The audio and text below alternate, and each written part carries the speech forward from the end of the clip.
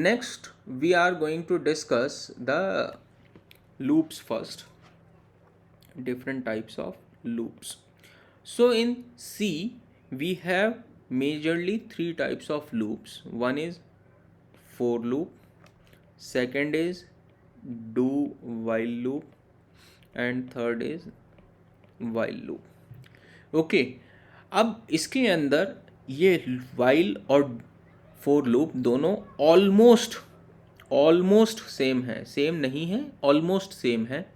और do while loop ये at least one time चलेगा ही चलेगा, वन टाइम एग्जीक्यूट होगा,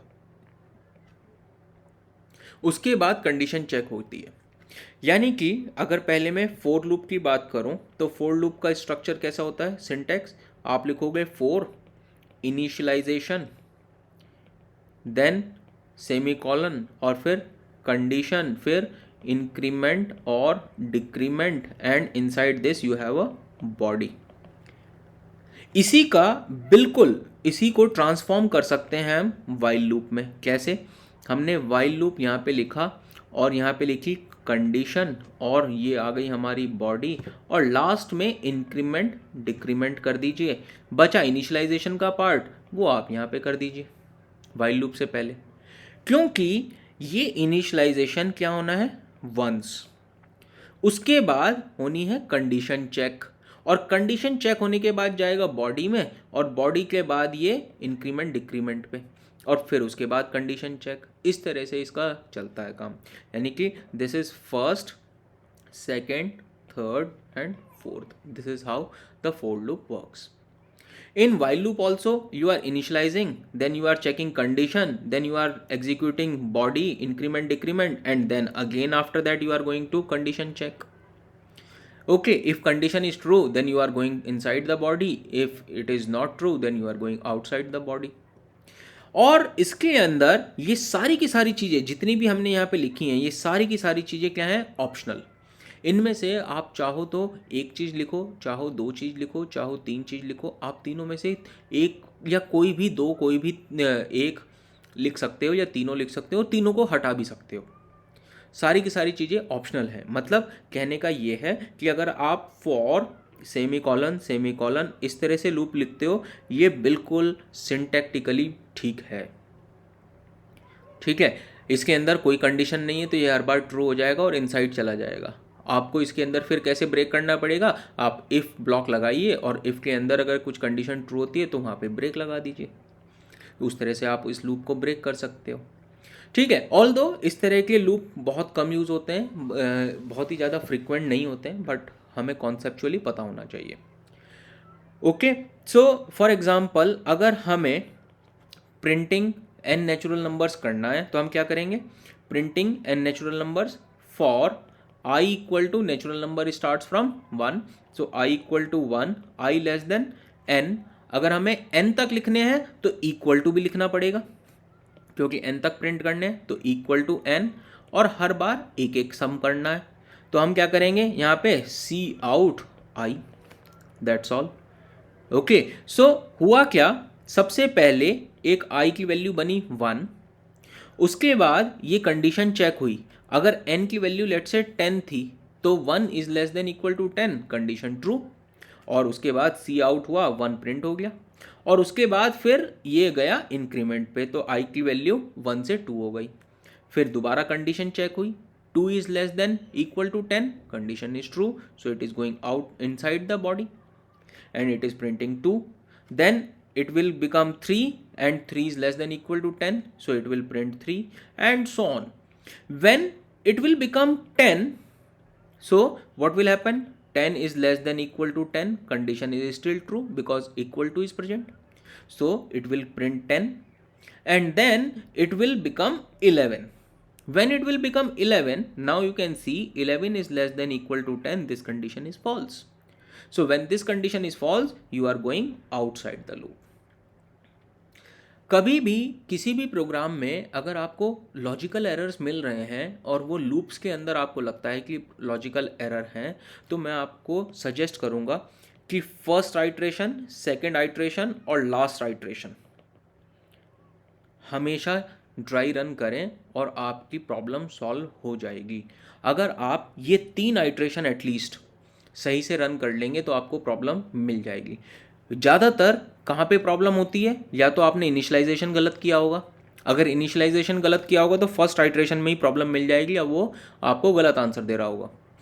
अगर आपकी सेकेंड आइट्रेशन में प्रॉब्लम है तो इसका मतलब ये है कि आपके लॉजिक में यहाँ गड़बड़ है, ठीक है, वो लॉजिक की प्रॉब्लम मिल जाएगी। और लास्ट आइट्रेशन में कुछ गड़बड़ नज़र आ रही है तो आपने ये वाली कंडीशन गलत लिखी होगी। यहाँ पे हो सकता है लेस देन इक्वल टू नहीं लिखना था, सिर्फ लेस देन लिखना था, ठीक है, या आपने लेस देन n लिखा है लेकिन लिखना था लेस देन n-1, तो आपको लास्ट आइट्रेशन में प्रॉब्लम मिल जाएगी।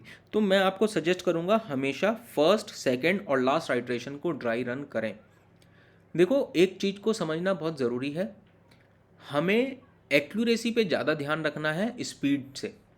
स्पीड हम बाद में मेंटेन कर सकते हैं अगर आप एक्यूरेसी पे ध्यान दोगे तो। लेकिन अगर आपने स्पीड पे अभी ध्यान दिया और एक्यूरेसी पे ध्यान नहीं दिया तो प्रॉब्लम बहुत ज़्यादा हो जाएगी। जब कार चलाना सीखते हैं तो सबसे पहले ये सीखते हैं कि क्लच, ब्रेक, एक्सेलरेटर, गियर, इन सब की कोऑर्डिनेशन आ जाए, इन सब में सिंक्रोनाइजेशन हो जाए। ऐसा तो नहीं है कि कार चलाना सीखने में सीधे ही 100 की स्पीड पे चलाना सीखना चाहते हैं, एक्सीडेंट हो जाएगा। Same thing applies to our programming. So dry run करने की आदत डालिए।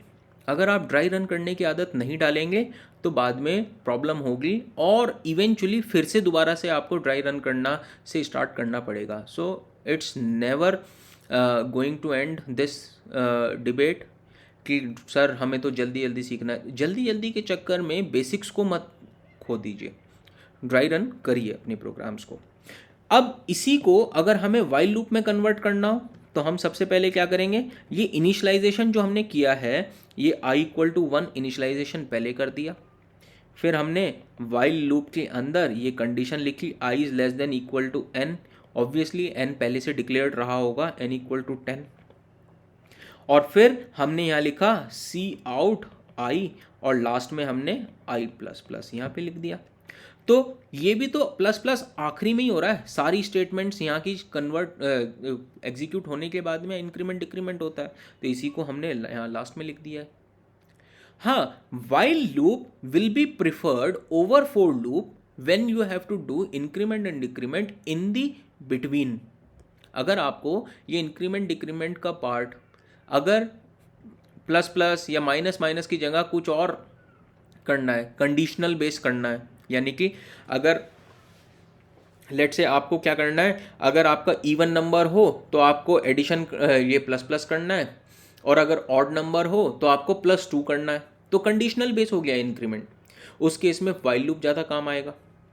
कर आप इसमें भी सकते हो, मैं मना नहीं कर रहा हूँ, आप इसमें भी कर सकते हो, आप इसको हटा दो यहाँ से और कंडीशन बेस अंदर बॉडी में लिख दो, ये भी पॉसिबल है।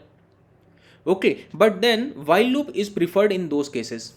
ऐसे ही अगर आपको ये इंक्रीमेंट डिक्रीमेंट का काम कहीं बीच में करना है, लास्ट में नहीं करना है हमेशा, तो उस केस में वाइल लूप प्रिफर होता है। फिर मैं आपको बता रहा हूँ, हो सकता है फोर लूप से भी, इसको कंप्लीटली रिमूव कर दीजिए और वही जो काम आप वाइल लूप में करना चाहते हो वो आप फोर लूप में बीच में कर दीजिए, हो सकता है, कोई प्रॉब्लम नहीं है।